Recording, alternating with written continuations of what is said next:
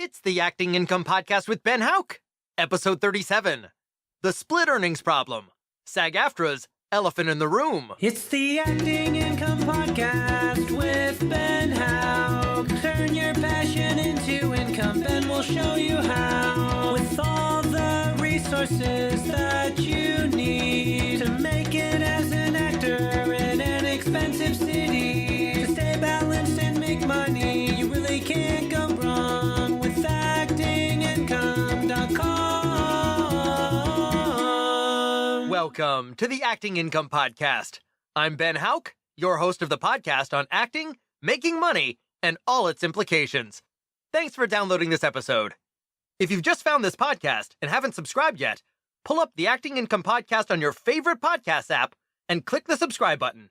You'll get episodes the moment they're released. This is episode 37, titled The Split Earnings Problem, SAG-AFTRA's Elephant in the Room. There are a ton of show notes for this episode, and in them, you'll find links to all the supporting documents I reference in today's show. You can pull them up right now at actingincome.com/episode 37. You can also comment on the show there too. And now, before we get started, a word from our sponsor for this episode, the Phicorp Workbook. Maybe you heard that if you go Phicorp and SAG-AFTRA, you lose access to health insurance and pension. Not true. In fact, that's probably one of the biggest misnomers about Phicorp. When you go Phicorp and you work on union productions, you are just as eligible as full union members to receive health and pension. That's one of the many reasons I put together the Phicorp Workbook, so you can work through what you lose, gain, and keep when you go Phicorp.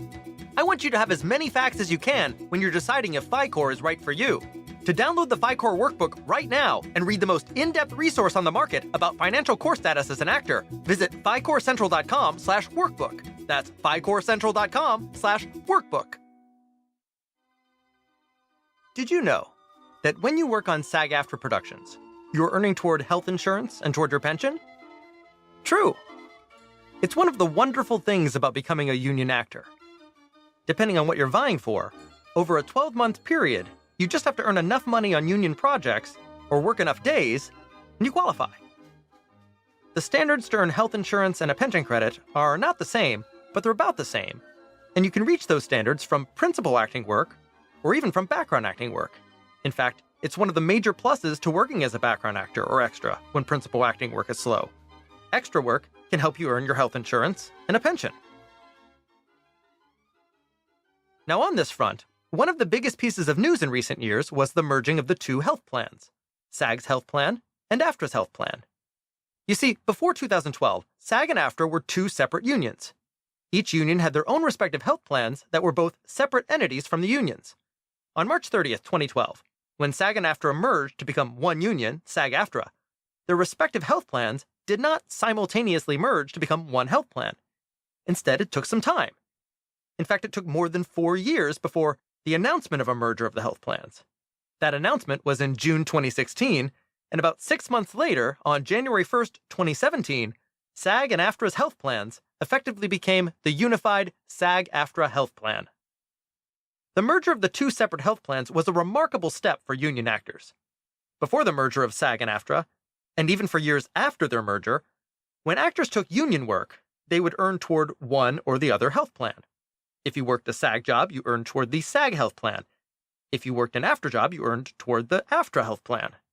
Now, this was good if you only ever did SAG work or only ever did AFTRA work. You enjoyed stable benefits under your respective plan.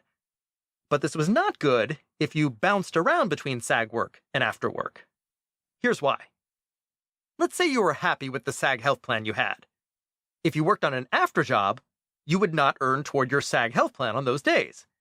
And if you worked on a lot of AFTRA jobs, you would potentially diminish your opportunities to land SAG work because a day worked on an AFTRA job was a day not working on a SAG job. You might be a working actor, but you might not make enough to qualify for SAG health insurance, and that could leave you in trouble. For one, if you qualified for AFTRA health insurance, you might have to deal with the fallout of changing insurance plans from SAG to AFTRA and deal with the headaches that might come with that. Or if you didn't even qualify for AFTRA health insurance, you might have considerable union acting income, but be left ineligible for both SAG and AFTRA health insurance. This predicament was known as the split earnings problem. It was the predicament many union actors faced, that if they worked on both SAG and AFTRA productions throughout the year, they might do pretty well for themselves earnings-wise as an actor, But because their earnings were split between SAG and AFTRA jobs, they might find they don't meet the eligibility requirements for either union's health plan. The merger of the health plans in 2017 finally solved the split earnings problem for health insurance. No matter what union contract you were working under, you would earn toward your SAG-AFTRA health plan insurance, which was very similar to the old SAG health insurance. It was a pretty big achievement, and I generally praised it. I remember being really happy to find that a long-time stand-in job I had on Sundays, that was an AFTRA job, was now helping me qualify for health insurance, when before it wasn't really doing that because I generally stayed away from AFTRA jobs and AFTRA's health insurance. However, upon the announcement of the merger of the health plans, there was an elephant. It was huge, and it was in the room, and it was breathing loudly. And SAG-AFTRA wasn't acknowledging it. It was that the pension plans were still not merged. The SAG Producers Pension Plan, aka the SAG Pension Plan, and the AFTRA Retirement Fund, aka the AFTRA Pension Plan, were still separate, even once the health plans merged. That's what this podcast episode concerns, the ongoing split earnings problem for SAG-AFTRA members. I'll cover what was said and what's not being said.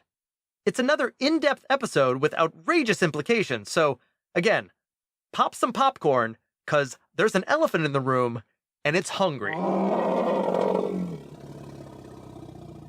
While the 2017 merger of the health plans solved the split earnings problem for health insurance, the lingering problem was that the unmerged pension plans perpetuated the split earnings problem. I say that because when I worked on union jobs, I didn't just care about the health insurance, I also cared about the pension credits. Over my acting career, I had been mostly working on SAG jobs and had built up my SAG pension, so I laser-focused on landing SAG jobs. And whenever I worked on an AFTRA job, I was not building up my SAG pension. I feared taking AFTRA jobs because they might split my income just enough in a year to make me ineligible for a SAG pension credit. Therefore, the split earnings problem caused strategic issues for me, and for other actors as well, when they were offered union work. One year, I was offered a job to stand in for the lead on a television series that would shoot for about 4 months. As I said, I had been laser-focused on earning SAG pension credits, and for that reason, I had tried to stay away from AFTRA jobs because they might threaten my ability to earn a SAG pension credit over the year. Well, the job I was offered was an AFTRA job. That potentially meant if I were standing in on that job 5 days a week for 4 months, during that time I would be practically unable to earn toward my SAG pension credit. So I turned the job down. By my estimate, the job had the potential of earning me tens of thousands of dollars. But it was an AFTRA job. It paid into AFTRA's pension, so it would challenge or threaten my realistic ability to earn my SAG pension credit that year. And that's what the split earnings problem meant to me, and to other actors. Having to turn down paid union acting work because the acting job didn't pay into the pension plan you were trying to be eligible for. That was a huge problem for an actor, and for a union, to have members turning down union acting work and union paychecks because their pension plans are separate, and if they accept the work, they jeopardize their eligibility for the pension credits they need. Given that that's such a huge problem, you would have thought that SAG-AFTRA would be more upfront and public about the split earnings problem and its remedy. But no. In fact, SAG-AFTRA President Gabrielle Carteris, in her June 2016 announcement of the merger of the health plans, completely disregarded that there was still a split earnings problem for union members. President Carteris trumpeted in a press release that the merger of the health plans would, quote, once and for all, end the problem of split earning. It is no understatement to say that it was downright offensive to read that statement. Once and for all, end the problem of split earnings? No, the problem of split earnings still existed, and the merger of the health plans didn't solve that. There was still the problem of the unmerged pension plans. What about the split earnings problem around the pension plans, President Carteris? Do you not see the elephant there? Do you not hear its heavy breathing? As I said, this was June 2016 when the health plan merger was announced, and that was a little over 4 years after 2012 when SAG and AFTRA merged to become SAG-AFTRA. Merger was a hot topic back in 2012, and had been a hot topic actually for many years, dating all the way back to the 1960s. And back in 2012, the elephant in the room was publicly recognized. That year, in the run-up to a merger vote, SAG published documents and videos urging members to vote yes for a merger. At the time, SAG promoted and supported the viewpoint that merging SAG and AFTRA was a means for merging their separate pension and health plans. Presumably, if the merger between SAG and AFTRA didn't happen, a merger of its pension and health plans wouldn't happen either. In other words, no union merger, no pension and health plan mergers. On its YouTube channel, SAG published videos featuring notable actors who shared the union's opinions about a merger. One video from February 2012, titled Benefits, featured Adam Arkin, D.W. Moffat, Jason George, and Tony Shalhoub. I've been increasingly aware of the amount of actors I know personally who work quite regularly in both jurisdictions, but don't make enough to qualify for their health benefits or their pension in either one. You have X in AFTRA, Y in SAG, neither are enough for you to qualify, and you look at the end of the year and you're like, oh my God, I have a family and I have no health coverage. There's no reason why if I'm doing the exact same work, earning basically the same check, I should be splitting my earnings between two different benefit plans.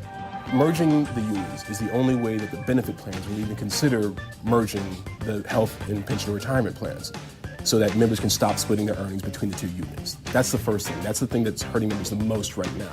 Without the merger, this problem grows exponentially worse as time goes on. So this is the moment. The merger is so essential. In March 2012, AFTRA President Roberta Reardon got in on the act and released an impassioned video promoting merger. Thousands of members are missing out on health and pension retirement benefits because their earnings are split between the SAG and AFTRA plans. Without a merger, this serious problem will only grow worse. Merger removes a major hurdle to solving this problem and could allow plan trustees to develop a single plan that takes advantage of all covered earnings, helping members qualify for benefits. I went to acting school with Sam Jaeger, who just before the merger had a great, long-running acting job on the television series Parenthood. He too was affected by the split earnings problem, and around that time, he had this to say. Please vote for this merger. It's incredibly important for all of our careers and our livelihood. I was on a show before this. It was SAG. The show I'm on now, Parenthood, is AFTRA. We have to make this happen. We can't delay any longer. We can't wait for another 9 years to pass us by. Like Sam and the rest of them, I too was one of those members who supported and voted for a merger, of the belief that the health and pension plans couldn't merge until the unions merged. At the time, I heard a fair amount of discussion against the merger, particularly among background actors, though admittedly they sounded misinformed to me. I mean, they didn't seem to be listening to what SAG was saying, and back then I tended to believe SAG's word. As for SAG's word, back then, SAG published a Mythbusters document that tried to capture the myths and lies circulating about a merger of SAG and AFTRA, then presented counterstatements to those myths, which the union characterized as facts. Among the 40 or so myths SAG aimed to bust was this one, quote, merger myth number 4. The merger plan does nothing to solve the split earnings problem. To rebut this purported myth, SAG presented the following statement, calling it a, quote, merger fact. Merging the unions will remove a significant obstacle to the eventual merger of the benefit plans. Note that SAG used the phrase, the eventual merger of the benefit plans. SAG's rebuttal to the myth goes on to say, quote, the union merger would provide a realistic opportunity for the trustees of the current plans to quickly provide that earnings under both plans could be combined for purposes of establishing eligibility in a plan. Note that SAG used the phrase, quickly provide. Now, SAG did not literally say, we are definitely going to merge the health and pension plans quickly after the merger. But there is indisputable innuendo there. What you have here is SAG back in 2012, before the merger vote, insinuating that A, we are eventually going to merge the pension and health plans, and B, that it could be realistically done quickly after the merger. For comparison, SAG didn't have to use the words eventual or quickly, and could merely have said more speculatively, more factually, quote, merging the unions will remove a significant obstacle to a possible merger of the benefit plans. Or it could have said, the union merger would provide a realistic opportunity for the trustees of the current plans to maybe provide that earnings under both plans could be combined. Nope. SAG decided it was going to tell members more decisively and less factually that it's a merger fact that the pension plans will eventually merge if you vote yes, and it's realistic to believe that that will happen quickly after you vote yes. SAG essentially, in trying to bust a myth, only reinforced it. The merger plan does nothing to solve the split earnings problem. I say that because the health plan merger did not happen quickly after the unions merged. It took over 4 years. And a merger of the pension plans did not happen eventually after the merger, because who knows what's going on with a pension plan merger, and it's over 6 years later. For a point of comparison, how many major corporations in recent history, much more complex and complicated than the union's benefit plans, completed a merger in less than 6 years? And less than 4 years? I can think of the recent merger of behemoths Dow Chemical and DuPont, which announced a merger in December 2015 and completed it by August 2017. That works out to just over a year and a half of time. I'm no expert at these things, but the optics aren't good if two mighty corporations can merge in 1.5 years, and SAG and AFTRA's pension plans can't even merge in 6. As I said, the merging of the pension plans has been a big elephant in the room. It was made elephantine by a feasibility review that SAG and AFTRA had ordered and published in January 2012. It was often referred to as the feasibility report, but I'll just call it the feasibility. The feasibility included easy-to-read analysis and correspondence from 7 experienced attorneys who had collectively handled multiple thousands of mergers of benefit plans, and explained the feasibility of merging the SAG and AFTRA pension and health plans. If you read the feasibility when it came out, or if you read it now from the show notes because it's a pretty good read, you were probably left optimistic that a merger of SAG and AFTRA would lead to an easy merger of the pension plans. At least you didn't get a strong sense of any major issues in the way. More or less in unison, the attorneys in the feasibility wrote that there's no legal obstacle to merging the pension plans, the benefits of merging pension plans are well worth considering, historically, merging pension plans has been beneficial to plan participants, merging can strengthen the resultant pension plan and reduce redundant administrative costs, for example, paying for 2 actuaries, 2 auditors, and duplicate administrative staff, and merging can allow participants to, quote, concentrate covered work under one benefit structure. In other words, merging pension plans can end the split earnings problems for SAG-AFTRA members.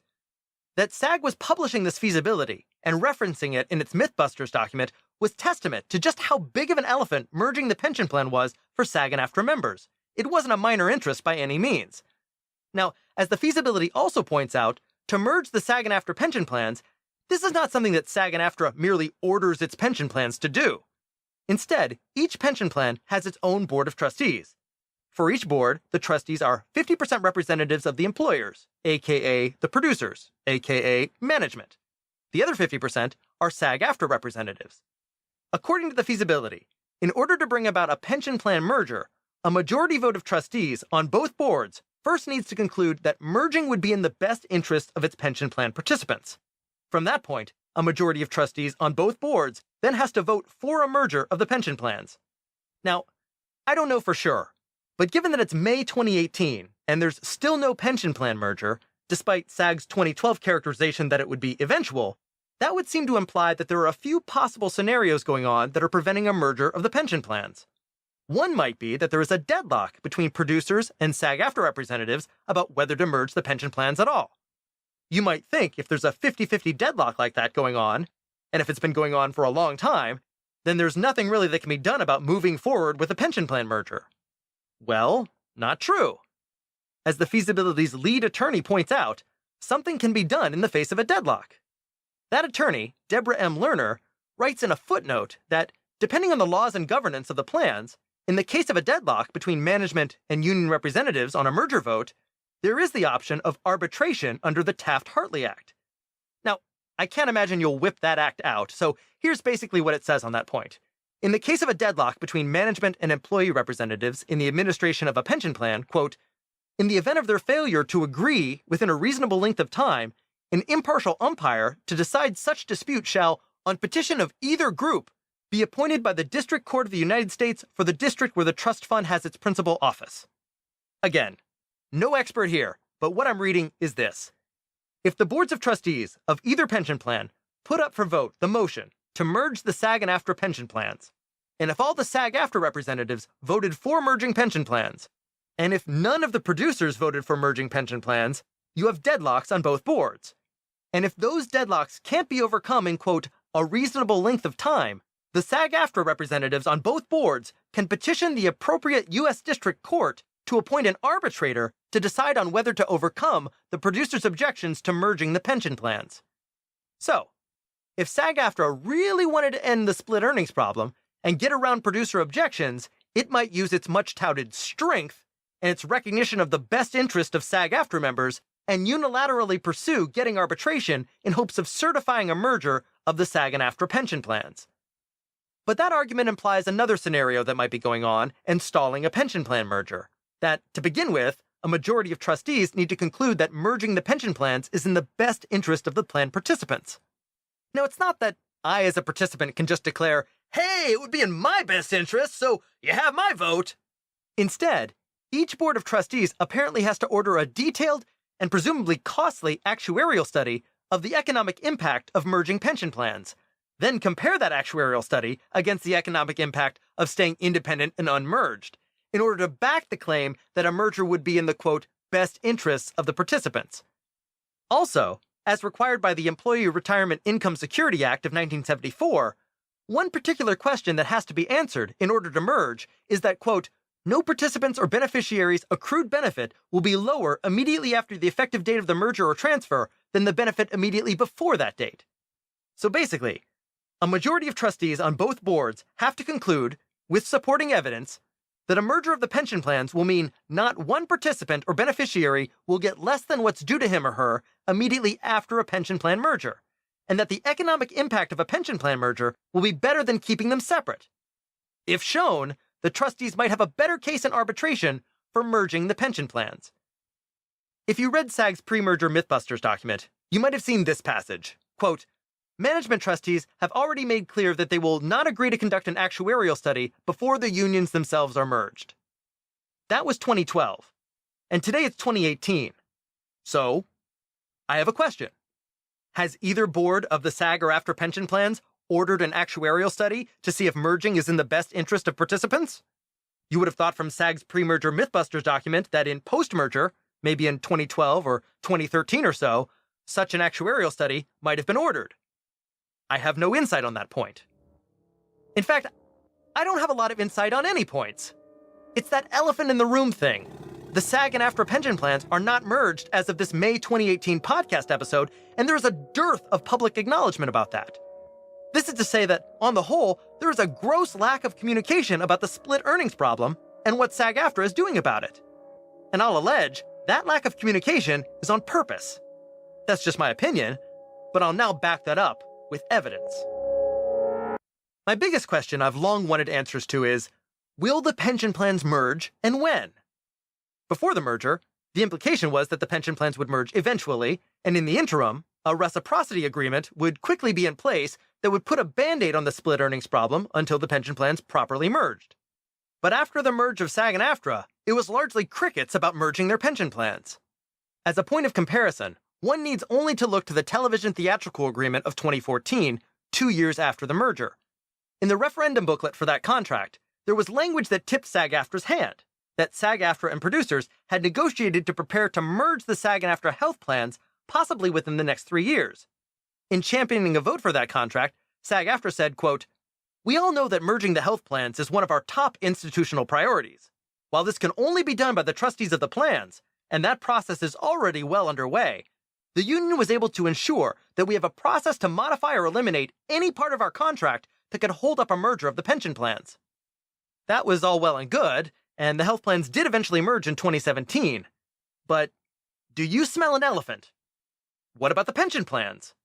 We also all know that merging the pension plans is one of SAG-AFTRA's top institutional priorities, or at least we thought it was.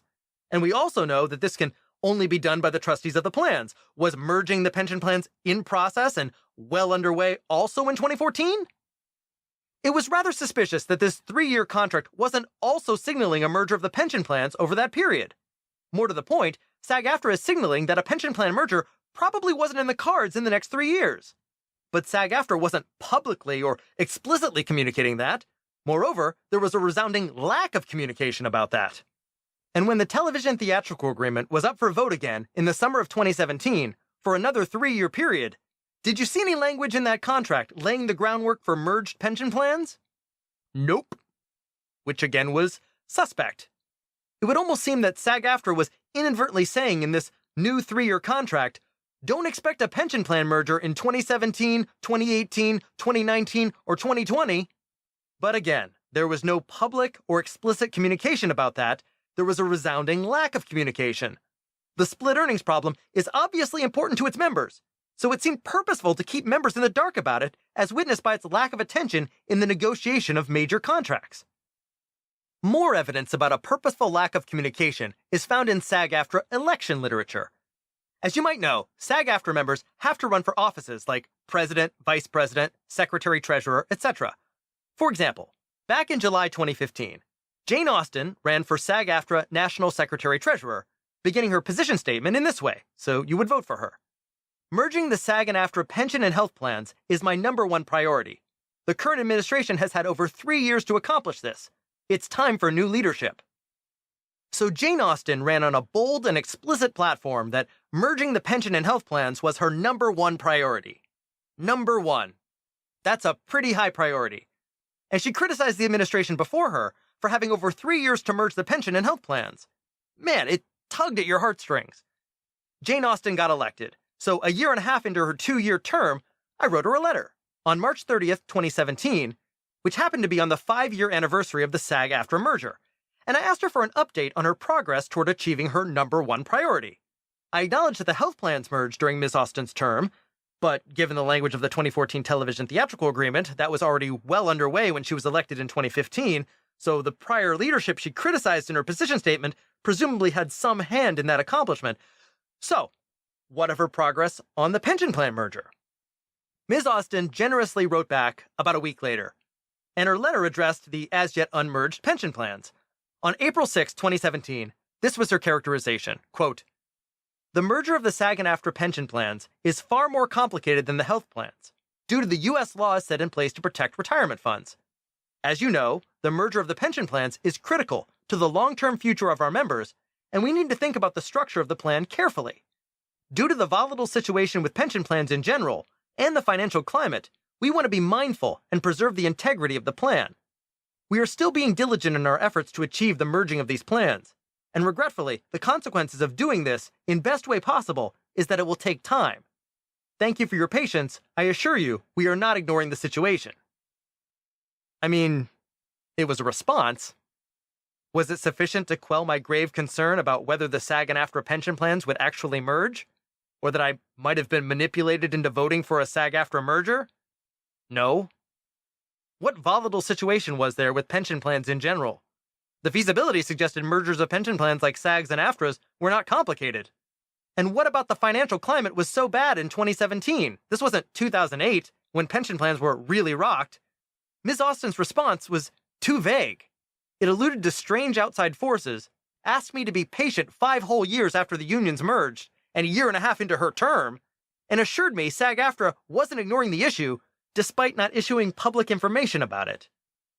A few months later, in July 2017, Jane Austen campaigned for a second 2-year term as SAG-AFTRA National Secretary Treasurer. This was her new position statement, to get you to vote for her, quote, "It's been an honor serving you as Secretary Treasurer. My approach is simple. Recognize the problems and fix them. As an experienced businesswoman, I know how to run a productive, responsive, and cost-efficient union. Since my election, we have seen a surplus in the millions in our finances. We have returning departments for background, singers, dancers, stunts, voiceover, and sound recordings. We have negotiated excellent contracts for our broadcasters. There's more to do. We must find a solution for our split earnings between SAG and AFTRA's pension plans to finally merge them." Jane Austen won again, and she's in the middle of another 2-year term.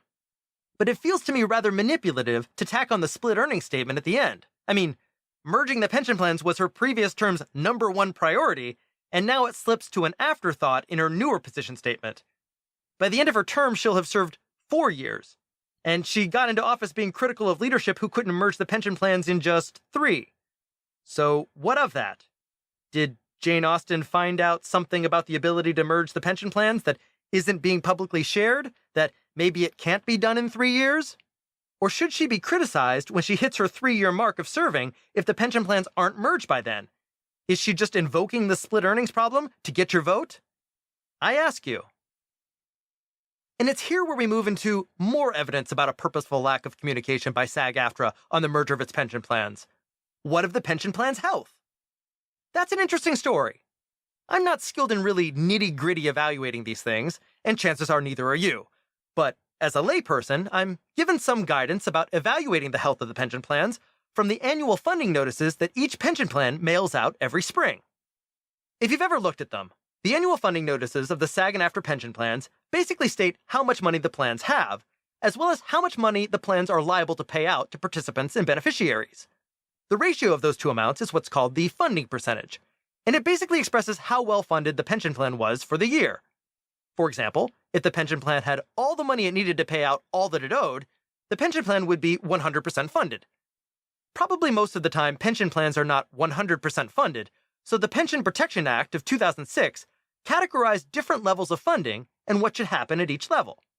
If you're anywhere from 80% to 100% funded, your pension plan is what's called healthy, or in the green zone.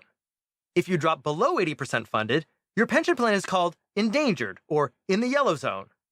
Below 65% funded, your pension plan is called critical, or in the red zone. Another classification is critical and declining, which is when the pension plan is under 65% funded and projected to run out of money to pay benefits within about 15 years. If you look at the funding percentages for both the SAG and AFTRA pension plans in the most recent years reported, you'll see a downward trend in the health of the pension plans.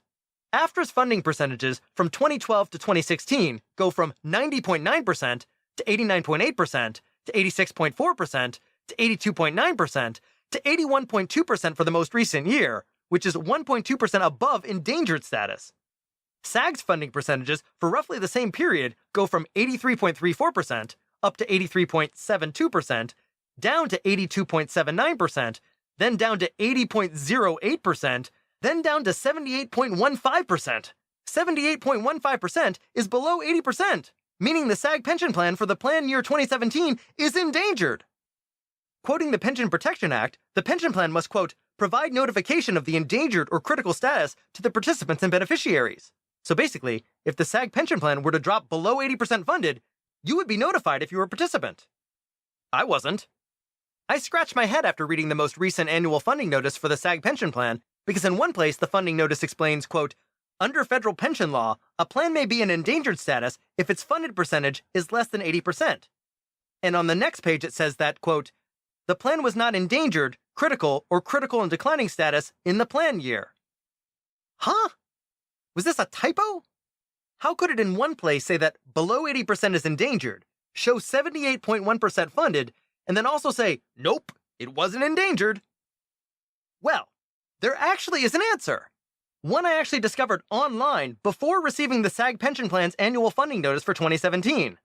And while perfectly legal from what I can tell, it reeks a little bit of elephant dung. On April 20th, 2017, more than a year ago, a pension manager at the SAG pension plan sent a letter to Stacy K. Marcus, a management trustee on the SAG pension board, explaining that the SAG pension plan would have been given endangered status because it was below 80% funded, were it not for a special rule under the Internal Revenue Code that basically says if the plan is projected 10 years from now to be in the green zone and it wasn't endangered in the prior year, it doesn't have to call itself endangered.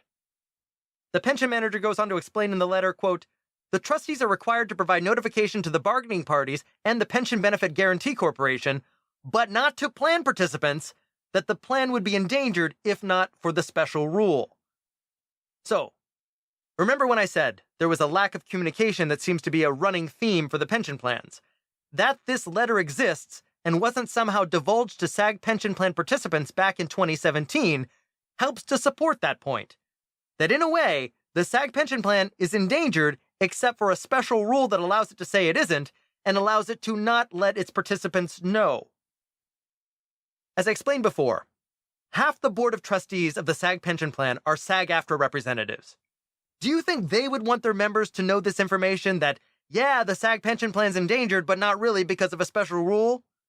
SAG-AFTRA's National Executive Director, David White, is CC'd on the letter to Stacy K. Marcus. Has he publicly told members about the SAG pension plan's health or the special rule it's taking advantage of? I could be wrong, but I'm pretty sure the answer is no. Also CC'd on the letter are the CEO of the SAG pension plan, Michael Estrada, and the CFO of the SAG pension plan, Odell Colstrand. Do they want participants to know why the SAG pension plan looks endangered, but technically doesn't have to be called that? You would think that Mr. Estrada or Ms. Colstrand, as CEO and CFO, might have wanted to avoid their organization repeatedly fielding calls to explain why 78.15% funded is not endangered status, and you would think that they would have had a hand in making sure that the annual funding notice explicated that 78.15% funded is not endangered because of a special rule in the Internal Revenue Code. You would think that, wouldn't you? But if you read a letter which I accidentally found on the website for the American Institute of Certified Public Accountants, you might realize that not explaining things to pension plan participants is more up SAG Pension's alley. On September 26, 2017, Odell Colstrand, SAG Pension's CFO, sent a letter to the AICPA with her comments on an assortment of issues that had arisen in the auditing of pension plans. The AICPA had solicited the comments. In her letter, Ms. Colstrand wrote, suspiciously, quote, "We believe that the current requirements to communicate the internal control deficiencies identified during the audit with those charged with governance are sufficient. ... Any public reporting of internal control deficiencies is inappropriate and counterproductive to plan management." The SAG pension CFO seems to be saying, if there is some deficiency in how we control spending in the pension plan, it's good enough to just tell the pension plan's governing officials. It's not helpful to publicly report that information so that participants can find out. Okay. If you've ever followed any of the news stories about the SAG pension plan's past CIO, essentially arranging for kickbacks from service providers and pleading guilty to filing a false tax return related to that income, you would be understandably concerned about Ms. Colstrand's opinion not to publicly disclose deficiencies in internal control. When also asked to comment about unintended consequences from publicly reporting findings in pension plan audits, Ms. Colstrand had additional curious things to say against public reporting. She wrote, quote, "Relations between labor and management, and between labor union officers and their rank-and-file members, are at times contentious, and the findings could become political fodder." She also said, quote, "The statement of findings would likely have severe legal consequences for multi-employer plans. The findings of non-compliance could lead to actual or potential litigation." She continued, quote, "Plan participants may become unduly alarmed regarding findings included in the report, even though the findings could be only routine operating errors, perhaps even already corrected. They may reduce or withdraw their participation in the plan, which could harm their ability to save for retirement, the very reason the plan was established." And she also said, quote, "Plan sponsors may need to provide additional communications to participants to explain the findings and seek assistance from professionals to do so, taking away from their ability and resources to carry out other responsibilities." In other words, Ms. Colstrand's letter expresses that she, as CFO of the SAG pension plan, is nervous about disclosing more information to its participants, because that information could become political fodder or litigation material, that participants might withdraw from the pension plan based on that information, and that it will cost real agonizing money to communicate transparently with participants. I mean, again, I'm no expert, but it seems that if you are interested in your pension plan participants' trust, you communicate with them. And if you want to build pension plan participant distrust, you write letters like what Ms. Colstrand did to the American Institute of Certified Public Accountants. The fallout is you get name-checked in a podcast episode. The last little bit about the health of the pension plans is not put in a press release or participant letter or even a smoke signal, but instead it's telegraphed by the 2017 television theatrical agreement. In 2017, SAG-AFTRA's press release said it got, quote, "a guaranteed raise of 2.5 to 3% for each year of the contracts."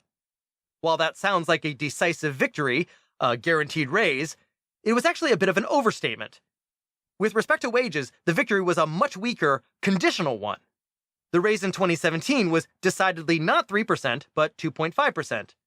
The increases for 2018 and 2019 were not decidedly 3% either, but rather, they were conditionally 3%. In other words, raises in 2018 and 2019 would go up by 3% unless SAG-AFTRA said no. If SAG-AFTRA said no, then the raises for 2018 and 2019 would go up only 2.5%. Why would SAG-AFTRA choose a 2.5% raise rather than a 3% one? Well, during negotiations, it seemed as if the producers smartly pinned SAG-AFTRA into an interesting predicament of potentially making the union the bad guy, making SAG-AFTRA the responsible party for choosing pension plan contributions over pay raises. The way the 2017 television theatrical agreement was set up, if the union decided it wanted more contributions to its pension plans, instead of a 3% raise, the union would take a 2.5% raise plus a 0.5% boost in pension plan contributions. And if you had seen the annual funding notices for the pension plans and saw their downward trend in funding, you would have predicted that SAG-AFTRA probably would not go with a 3% raise in at least one of those future years. And you would have predicted rightly. And you didn't hear a peep about it. SAG-AFTRA didn't publicly announce the decision to opt for a 2.5% increase in wages and a 0.5% boost to the pension plans, probably given the terrible optics of a union telling members it was opting for a lower wage increase, and the terrible optics that its pension plan needs a boost. Instead, as early as January 4th, 2018, about 5 months after ratification of the television theatrical agreement, SAG-AFTRA quietly published rate sheets saying that for 2018, the 2.5% increase in wages was a done deal. That meant, by January 4th, 2018, SAG-AFTRA knew it was going to choose to pump more money into its pension plans rather than offer members a bigger increase in wages. And there was no fanfare or press release about that. You just had to pay attention to the rate sheets and notice they were, updated. Then the corporate educational and non-broadcast contract was extended. It had been extended for a year back in 2013 with no changes. This past April 2018, the same contract was extended for 18 months. However, this time there was a difference. In this contract extension, contributions to the AFTRA pension plan were increased 0.5%. Given that in the last few years the AFTRA pension plan was downtrending in funding, and given that a pension increase wasn't a part of the 2013 contract extension, you really have to wonder what the health is up with the pension plans if the union is silently choosing smaller raises and bigger pension bumps. Now maybe I'm misinformed about the pension plans, and the lack of their merger more than 6 years after SAG and AFTRA merged, and the continuing split earnings problem faced by SAG-AFTRA actors. If I'm so misinformed, I really do welcome your insight to correct me as I try to understand this elephant in the room. Because in trying to understand this thing, I feel a bit like one of the blind men from The Parable by John Godfrey Sachs. If you don't know it, the parable goes like this. It was 6 men of Indostan, to learning much inclined, who went to see the elephant, though all of them were blind, that each by observation might satisfy his mind. The first approached the elephant, and happening to fall against his broad and sturdy side, at once began to bawl. God bless me, but the elephant is very like a wall. The second, feeling of the tusk, cried, Ho, what have we here? So very round and smooth and sharp? To me it's mighty clear. This wonder of an elephant is very like a spear. The third approached the animal, and happening to take the squirming trunk within his hands, thus boldly up and spake, I see, quoth he, the elephant is very like a snake. The fourth reached out his eager hand and felt about the knee. What most this wondrous beast is like is mighty plain, quoth he. 'Tis clear enough the elephant is very like a tree. The fifth, who chanced to touch the ear, said, E'en the blindest man can tell what this resembles most. Deny the fact who can, this marvel of an elephant is very like a fan. The sixth no sooner had begun about the beast to grope, than seizing on the swinging tail that fell within his scope, I see, quoth he, the elephant is very like a rope. And so these men of Indostan disputed loud and long, each in his own opinion, exceeding stiff and strong, though each was partly in the right, and all were in the wrong. So maybe what I've pieced together from pawing along blindly on the SAG-AFTRA merger talk, and the SAG-AFTRA contracts, and the SAG-AFTRA position statements, and the pension plan annual funding notices, and the SAG pension plan letters to CPA organizations, doesn't actually give me a good sense of the elephant in the room. And maybe I got something wrong. So, please, enlighten me about the status of the split earnings problem. Please, comment in the show notes for episode 37 with what you know. And I get it. You can't eat an elephant all at once. You take small bites. But it shouldn't take 6 years to eat an elephant. Nor should it take 6 years to merge 2 pension plans. I want an end to the split earnings problem that President Carteris tried to say was over. I want the SAG and AFTRA pension plans merged because that was eventually supposed to happen and potentially quickly after the merger, which is what SAG argued was a merger fact and what I voted for in trust. I want the SAG and AFTRA pension plans merged so that I don't have to choose anymore between union work, potentially turning down tens of thousands of dollars of acting income. I want the SAG and AFTRA pension plans merged so that I don't have to jeopardize my eligibility for a pension credit in taking union work under a pension plan I'm not focused on. And I'm telling you, it is in my best interest to merge the pension plans. I don't want 2 annual funding notices, 2 actuarial studies, 2 audits, and duplicate administrative costs. I want 1 of each. And if for some reason the producer trustees of the plans won't agree to a merger, then I want the SAG-AFTRA trustees to get arbitration on that point. But perhaps most of all, I want someone to publicly acknowledge the elephant in the room and communicate where the merger of the pension plans is, what issues are being faced, and I want it in as much excruciating detail as can be provided. Not a cry of, the markets, or the complexity. So that's what I want. What about you? If you want something like what I want, what can you do about it? Whom do you call? For whom do you vote? For whom do you not vote? What do you look for in the upcoming collective bargaining agreements you're voting on? Do you submit a no vote if there's no mention of the desire to merge the pension plans? I'm really overall a positive person, but when it comes to acting and income, I can get so dour. I suppose it's because there's an elephant in the room, and it stinks to high hell.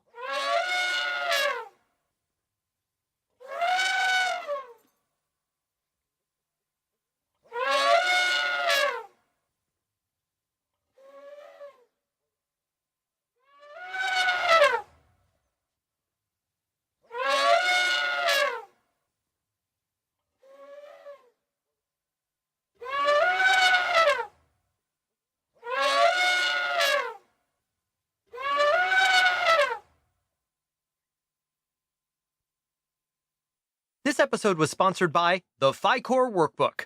To download the Phicorp Workbook and to read the most in-depth resource on the market about financial core status as an actor, visit phicorpcentral.com/workbook. That's phicorpcentral.com/workbook. The show notes for this episode are available at actingincome.com/episode37, where you can also leave a comment on this episode. You can also find Acting Income on Twitter and Facebook. Have a story idea? Shoot me an email at actingincome.com/pitch. And be sure to click the subscribe button in your favorite podcast app to get new episodes right when they come out. I'm Ben Hauck. Stay tuned for next time. And for more information, as always, check out actingincome.com.